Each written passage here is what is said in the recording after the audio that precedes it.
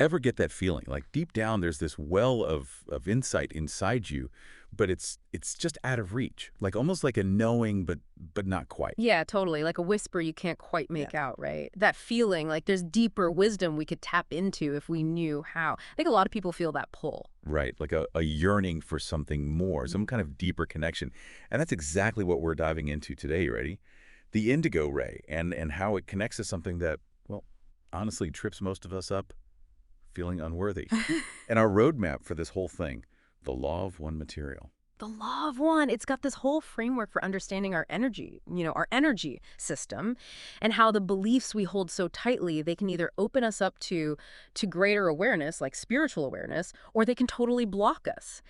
And the idea is that feeling not good enough, it really messes with how we connect or don't connect to like higher states of consciousness. Absolutely. The excerpts you said, the nature of the indigo ray and the role of unworthiness and the law of one, mind-blowing stuff. Seriously, they handed us a manual, an inner user manual we never knew existed. It's wild, right? And what your excerpts highlight so well is this pivotal role of the indigo ray. It's like this key energy center for connecting to, as they call it, intelligent infinity. That source of everything. Our mission, if you choose to accept it, listener, is to unpack all of this. We're going to figure out what this indigo ray thing is, what it Yeah. means to be a divine gateway, and the big one, how that not enoughness feeling, how it screws up that connection. We're going for clarity, people. Yeah. Fresh ways of seeing your own inner world, the potential that's in there. It's about getting to know a fundamental part of like our energy anatomy and then spotting the super common roadblock that we put up ourselves. And if we get that dynamic, then maybe, just maybe, we can navigate our own, journeys with more intention, with more clarity. Okay, before we get too far, there's this raw quote that keeps popping in my head. They say, indigo ray balancing, it's quite central, and it's got the potential for the key to the gateway of intelligent infinity. Like, whoa, right. So let's break it down. What is the indigo ray for real, according to this law of one thing?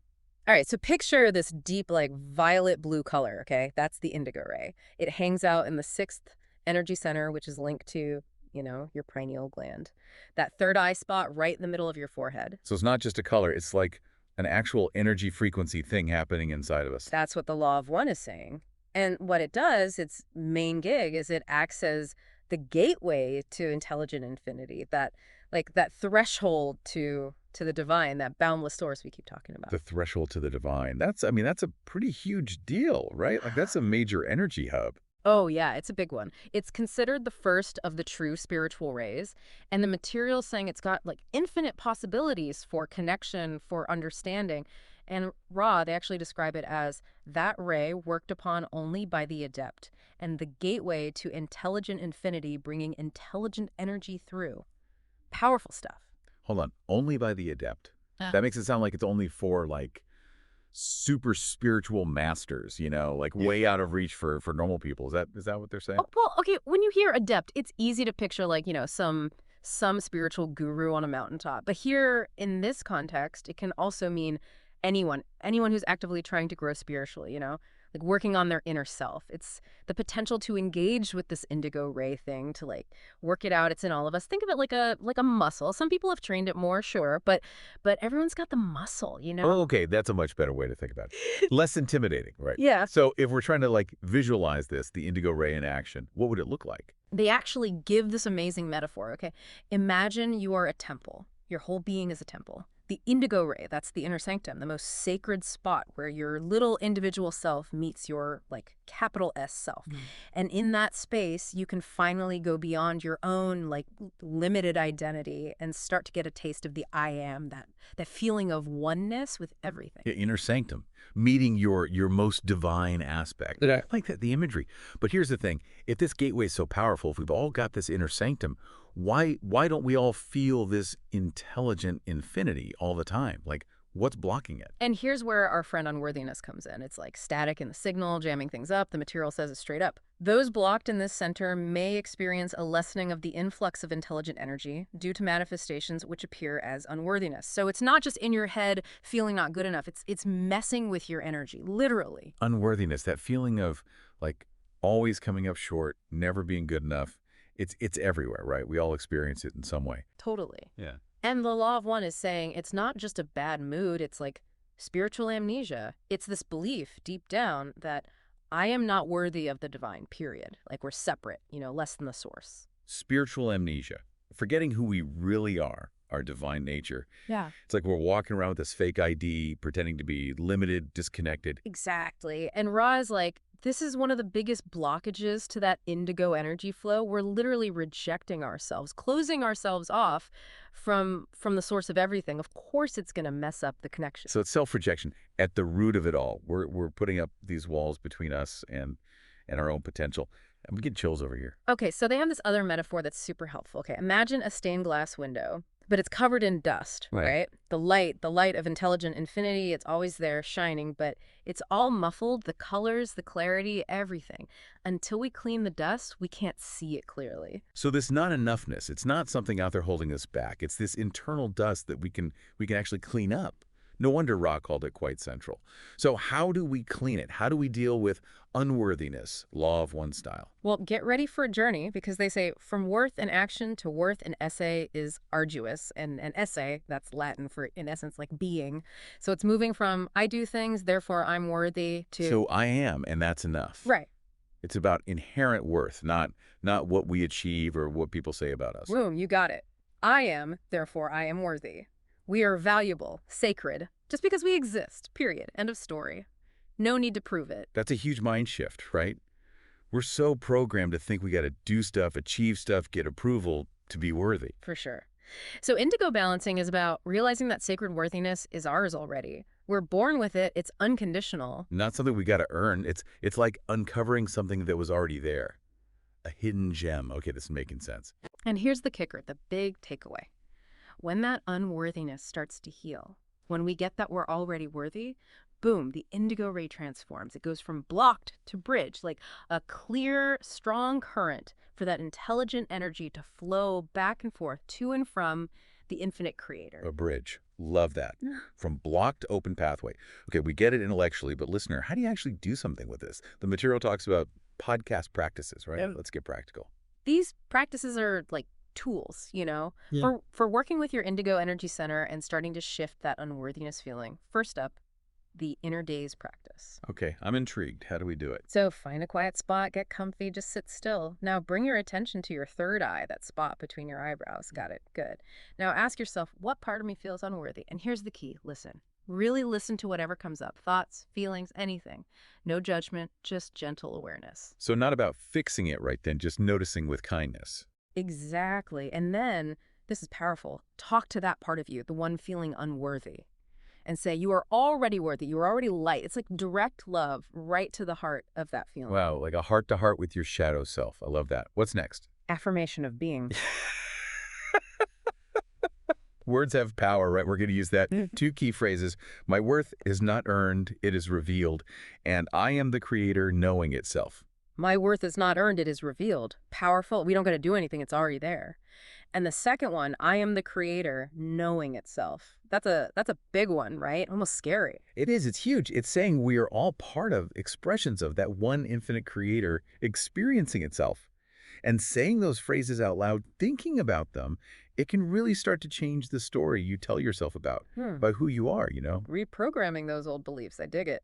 And lastly, we've got the contemplation of true richness. What's that all about? It was all about this contemplation of the true richness of being.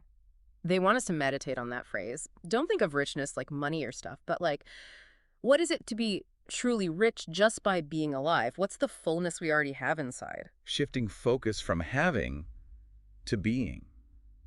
I like it. These are all in such simple but powerful practices. Anyone can do them.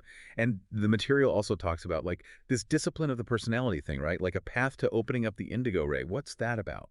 So it's like this. We can't force the indigo ray open. We have to align with it. And that means disciplining the personality, which sounds intense, but it's really about self-awareness. It's about consciously choosing your thoughts, your feelings, your actions, so they're in tune with your best self. 3 steps. Know yourself, accept yourself, and become the creator. Know, accept, become. Man, that's a lifetime's work right there. It is. It's a journey, and they call it the heart of the discipline of the personality, the most important work anyone can do if they're serious about, spiritual evolution and understanding. Most important work. They don't mess around, do they? So how does all this personality stuff connect to the Indigo Ray specifically? Okay, another metaphor. Are you ready? Your personality is like a stained glass window, okay? And the more clear, the more whole, the more harmonious that window is, the more that creator light can shine through. And that light, that's the intelligent energy flowing through your indigo gateway. So the more we work on ourselves, the brighter we shine. I'm loving these metaphors. Right. And this whole self-discipline thing, aligning your inner and outer worlds, it leads to crystallization of the indigo ray. Now, calm down. There's no actual crystal in your head. It's like an image for your indigo energy becoming super stable, super bright, super efficient. And it happens through dedication to your truth and surrendering to your higher self's guidance. Crystallization. An energy center that's like clear and strong, and it happens through inner work and surrender. I'm following. What does that actually do for us? It's like a power-up, you know? You become a better co-creator of your reality. The more crystalline your indigo ray, the more of that intelligent infinity juice you can express. You work better in the world. You reach your potential. You help others with more clarity, more intention. Motivation, right there. And they talk about this misconception, this idea that a superpowered indigo ray can like fix all the problems in your lower chakras, like the root or the heart chakra. True or false? False. Big fat false. The law of one is very clear. It cannot, no matter how crystallized, correct to any extent whatsoever imbalances or blockages in other energy centers. They must needs be cleared seriatim, from red upwards. It's a rule. Seriatim from red upwards. So, like step by step, starting with the root chakra, then orange, yellow, green, and then, only then, you get to the indigo. Yep, no shortcuts. You can't just jump to the spiritual penthouse suite if the foundation's crumbling right. It's going to be solid. Self-love, emotional honesty, taking responsibility, all that good stuff. That's your foundation. Then the indigo ray can really shine like the crown jewel. Makes sense. So, back to the personality discipline thing. Yep. Know, accept, become. How do we actually live that? What does it look like? Okay, so for know yourself, journaling is your friend. Ask yourself the tough questions. What makes you come alive? What fears are you hiding from? When do you feel most yourself? And try a mantra like, I know myself as a mystery unfolding. It's a journey, not a destination, right? Always evolving. I love that. What about accept yourself? Like a tough one for a lot of people, admitting your flaws and all that. It is. Acceptance is about sitting with those icky feelings, shame, resistance, whatever. Be gentle, be kind, no judgment.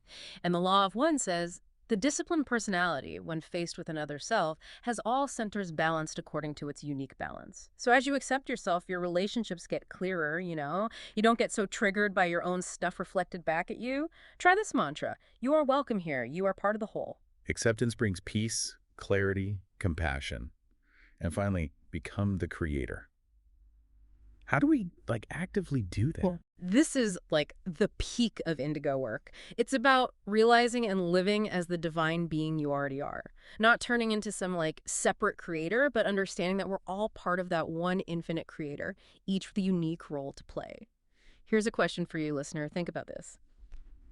What would change in your life if you truly believed, I am already the creator in form? Whoa, that's a big one, a whole new way of seeing things. Okay, now the material goes into the pineal gateway and the great veil of remembering. What is this veil thing, and how does the indigo ray fit in? So the great veil of remembering, it's not a bad thing. It's not a punishment. It's by design, according to the law of one. It's what separates our everyday conscious mind from all that deep knowledge and understanding in our unconscious, our higher self.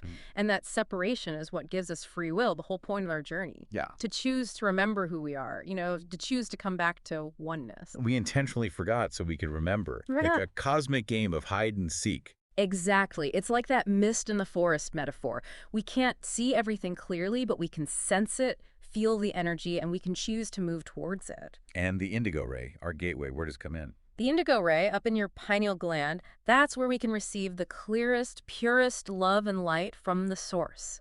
It's the ultimate filter, tuned to the infinite. But accessing it, it's not about logic or smarts, it's about faith, about surrendering to the unknown, and about that single-pointed desire for connection. Singleness of desire, no distractions, just that pure longing. Right. And the material says, one who feels this activation is one experiencing in-streamings to activate the gateway to intelligent infinity. You feel that connection starting to, like, crackle open. And this veil, is it solid? Can we actually break through it? What does the law of one say? It says, the veil is indeed so semi-permeable It's not a wall, more like a filter, a screen that lets some things through. And get this, there are as many ways to penetrate the veil as the imagination of mind-body-spirit complexes can provide. The journey usually starts with compassion for yourself and others, that green ray energy. And that can lead to becoming an adept, someone who's done their inner work and can actually, dismantle the veil so we can all see ourselves as one again. Dismantling the veil, that's like enlightenment, right?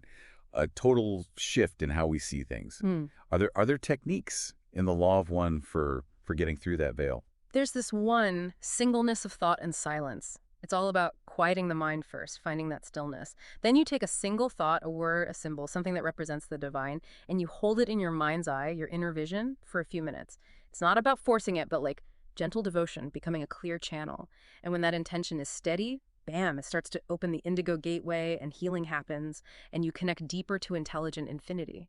Intention plus stillness equals opening. I dig it.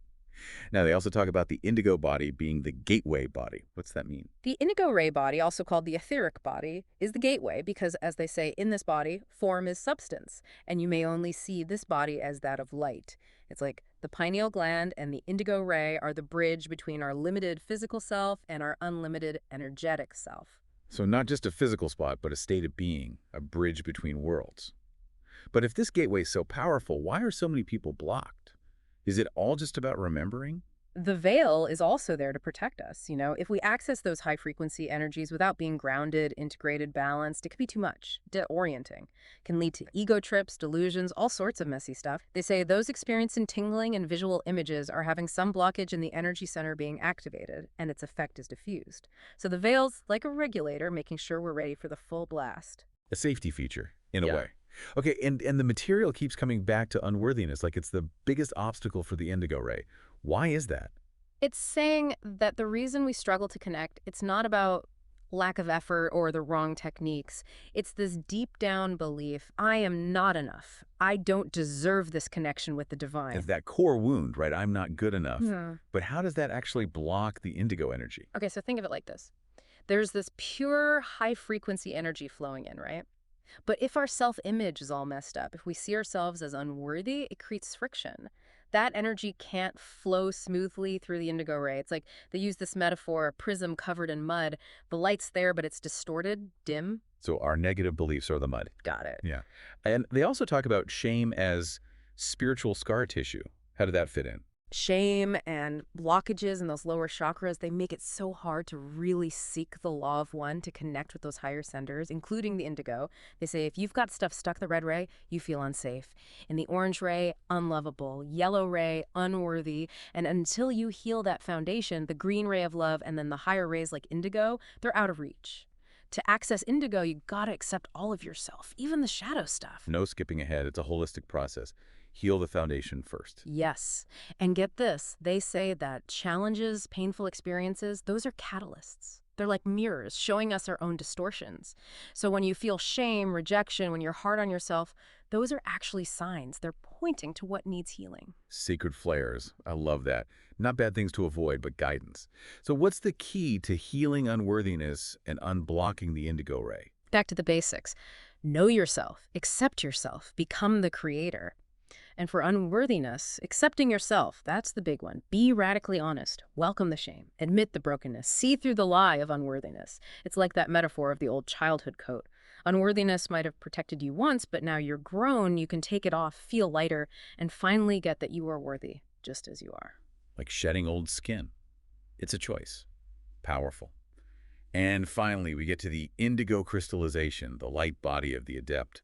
What happens when the indigo ray is clear and crystallized? It's like we said before, a crystallized indigo ray is stable, balanced, radiant. It's like a perfect prism, letting all that intelligent energy flow freely. The adept becomes a clear channel for intelligent infinity expressing itself in the world, like a clear bell, when that divine vibration hits it, it rings out pure and true. A clear channel, radiating healing light. I can feel it just thinking about it. And how does this connect to the indigo body, that gateway body? Yeah, the indigo ray body, the etheric body, is the gateway. And when it's crystallized, form is substance, and you may only see this body as that of light. It becomes this template for divine will, for healing energy. You become a conscious co-creator. It's not just about personal enlightenment. It's about becoming a force for good in the world. Mm. So how does a crystallized healer, how do they actually radiate this energy? What does it look like? The material says, in the fully activated entity, the great remainder of light is free to be channeled and attracted upwards. The indigo energy of the adept has its place in faith. So they're not just absorbing energy, they're radiating it out. Healing on the green ray, inspiration on the blue ray, and then that deep faith, transformative power, that's the indigo. They become like a beacon, shining on multiple levels. So what makes a crystallized healer? Is it like special skills or something? First, you got to heal yourself. They say only insofar as the healer has become balanced may it be a channel for the balancing of another self. Crystallization is about purity, alignment, not techniques or showing off. They offer a space for healing, but they don't do the healing for you. It's still your journey. They hold the space, but you do the work. Mm. Beautiful. And they mentioned inner light and the 3 spirals. What's that about? So energy flows up from the base of the spine, spiraling through each chakra. And in a balanced, crystallized person, that flow is smooth, harmonious, and then it's directed back to intelligent infinity through the indigo gateway. It's like the adept is a human pyramid, consciously aligning that energy flow for themselves and for the whole web of life. The energy flows up and out. Love it. And finally, the big one, Indigo Ray in contact with intelligent infinity, becoming the one. What's that experience actually like? So this is like the ultimate mystical experience. The veil is gone. You see your oneness with the source, with God, with everything. And it's pure joy. They say the contact with intelligent infinity is most likely to produce an unspeakable joy in the entity experiencing such contact. You just know everything is connected. It's ecstatic. You see yourself differently. It goes way beyond words. It's not about superpowers. It's about realizing who you truly are. The culmination of the journey, merging with the divine. Mm. And the Indigo Ray, how does it help with that? The indigo ray body, the gateway body, it can hold that voltage of infinity. And it's not passive. It's about actively resting in that infinite potential that's inside you. You're not going anywhere. You're realizing what's already there in the stillness. And the way to get there, it's faith. Consciousness, which has been disciplined by will and faith, is that consciousness which may contact intelligent infinity directly. It's not about forcing it. It's about stillness, reverence, surrender. Surrender, again, letting go of control. Exactly. Letting go of the separation and merging with the flow. Wow, this has been an incredible deep dive, seriously. The Indigo Ray, unworthiness, it's all connected. So for you, listener, the big takeaways. The Indigo Ray is your gateway to higher knowledge, to connecting with intelligent infinity. Unworthiness, we all feel it, but it blocks that gateway. But good news, you can heal that. Recognize your inherent worth, practice self-awareness, accept yourself, discipline your mind, and that pathway will clear. You'll experience your divine nature, your connection to everything. It's about remembering who you are deep down, a part of the infinite creator and loved unconditionally. So here's something to think about. If unworthiness is just an illusion, a kind of forgetting, what else are you capable of when you fully embrace your divine self? What amazing potential is waiting to be unlocked? It makes you wonder, right? What limitations are we putting on ourselves? What could we do if we let go of those and stepped into our true power? Thank you for joining us today. I hope this exploration of the Indigo Ray and your own inherent worth has given you some new perspectives, maybe sparked some curiosity, some self-love. We've only scratched the surface here. There's so much more to explore within ourselves. And these ancient teachings, they give us amazing insights into how we work, how we can connect deeper, understand more. This journey of self-discovery, of spiritual awakening, it's ongoing, it's personal. Take these ideas, sit with them, see what resonates for you. Let them guide your own inner exploration. Inspire your own practices. Until our next deep dive, keep exploring the amazing, boundless being that you are. And never forget, you are light.